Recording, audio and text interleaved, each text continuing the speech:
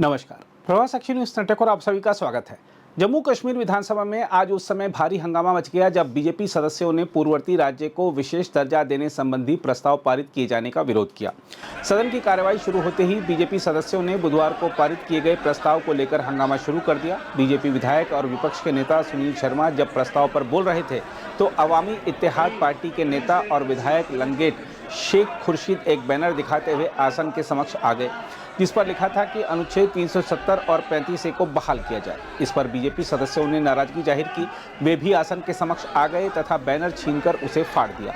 हंगामे के बीच विधानसभा अध्यक्ष अब्दुल रहीम राठौर ने सदन की कार्यवाही 15 मिनट के लिए स्थगित कर दी। हालांकि सदन स्थगित होने के बाद भी बीजेपी सदस्यों ने अपना विरोध जारी रखा। सदन की कार्यवाही शुरू होने पर हंगामा जारी रहा और विधायकों के बीच धक्का मुक्की और हाथापाई जैसी नौबत आ गई। इस दौरान बीजेपी विधायक भारत माता की जय के नारे लगाते हुए देखे गए। आखिरकार विधानसभा अध्यक्ष ने सदन की कार्यवाही दिन भर के लिए स्थगित कर दी। हम आपको बता दें कि जम्मू कश्मीर के उप मुख्यमंत्री सुरेंद्र चौधरी ने यह प्रस्ताव पेश किया था, जिसमें कहा गया था यह विधानसभा जम्मू कश्मीर के लोगों की पहचान, संस्कृति और अधिकारों की रक्षा करने वाले विशेष दर्जे और संवैधानिक गारंटी के महत्व की पुष्टि करती है और उन्हें एक तरफा तरीके से हटाने पर चिंता व्यक्त करती है। प्रस्ताव में कहा गया है कि जम्मू कश्मीर विधानसभा भारत सरकार से विशेष दर्जा और संवैधानिक गारंटी की बहाली के लिए जम्मू कश्मीर के लोगों के निर्वाचित प्रतिनिधियों के साथ बातचीत शुरू करने और इन प्रावधानों को बहाल करने के वास्ते संवैधानिक तंत्र तैयार करने का आह्वान करती है।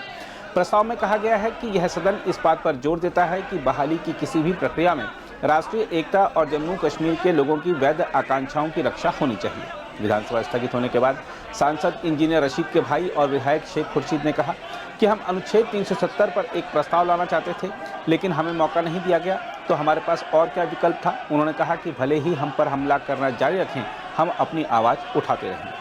ये बिल्कुल लीगल है। आपने खुद देखा होगा कि किस तरह से कल भाजपा के लोगों ने जो है उन्होंने सेक्रेटरी साहब की कुर्सी और हत्या कि वो स्पीकर साहब, ऑनरेबल स्पीकर साहब की कुर्सी तक को हाईजैक करना चाहते थे।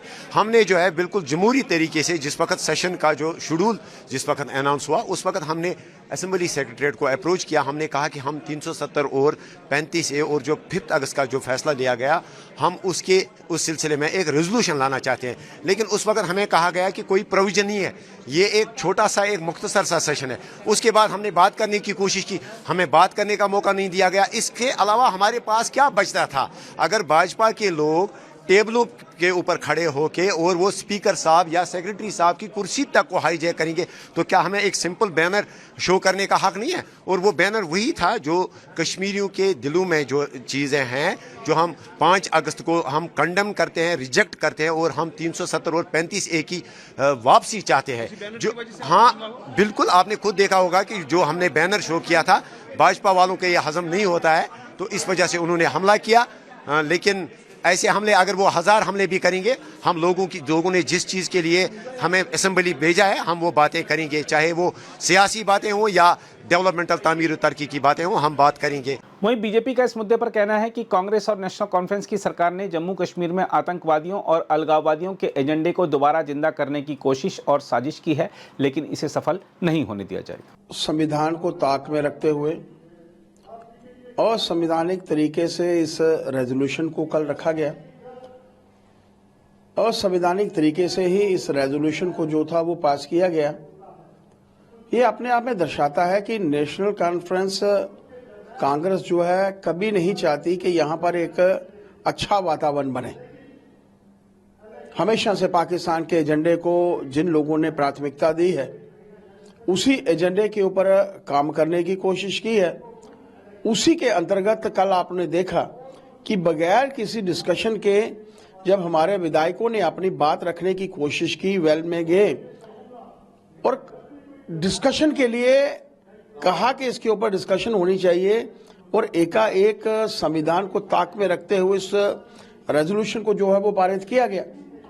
और उस रेजोल्यूशन को पारित करने के लिए लोगों का ध्यान बटाने के लिए जो कार्य नेशनल कॉन्फ्रेंस कर रही है और कांग्रेस को भी उसका स्टैंड क्लियर करना चाहिए, क्योंकि स्पीकर साहब ने इस विषय में लेकर कहा है कि कांग्रेस के लोग भी इसका साथ देते हुए नजर आए।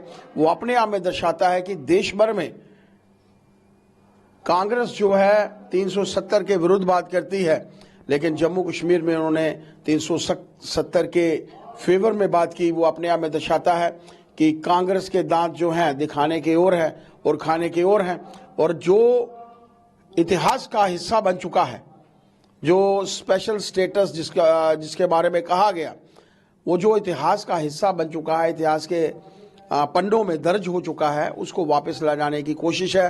और तौहीन है हमारी देश की दोनों संसदों की कि जिसमें प्रॉपर डिस्कशन के बाद इसको जो था वो हटाया गया, 370 को निरस्त किया गया। इस रेजोल्यूशन में कहा गया है कि यूनिलेटरली इस रेजोल्यूशन को में लिखा गया है कि यूनिलेटरली 370 को जो था वो हटाया गया, जबकि प्रॉपर डिस्कशंस हुई थी और सुप्रीम कोर्ट ने इसके ऊपर मोहर भी जो लगाई है। ये तौहीन है। और मेरा मानना है कि जो भी लोग इसमें इन्वॉल्व हैं, जिन्होंने इसको रेजोल्यूशन को रखा, जिन लोगों ने इस रेजोल्यूशन को पढ़ा, जिन लोगों ने इसको सेकंड किया, जहाँ ऑनरेबल स्पीकर जो पॉलिटिकल पार्टी का कार्यकर्ता की तरह जो है वो एक्ट कर रहे हैं, उनके ऊपर भी जो है एक्शन होना चाहिए, क्योंकि संविधान से हटकर जो है उन्होंने कार्य करने की कोशिश की है। अगर आप भी लेना चाहते हैं देश दुनिया की तमाम जानकारी तो आज ही सब्सक्राइब करें हमारे चैनल को। साथ ही नीचे दिए बेल आइकन को जरूर दबाएं ताकि हर अपडेट आप तक पहुंच सके।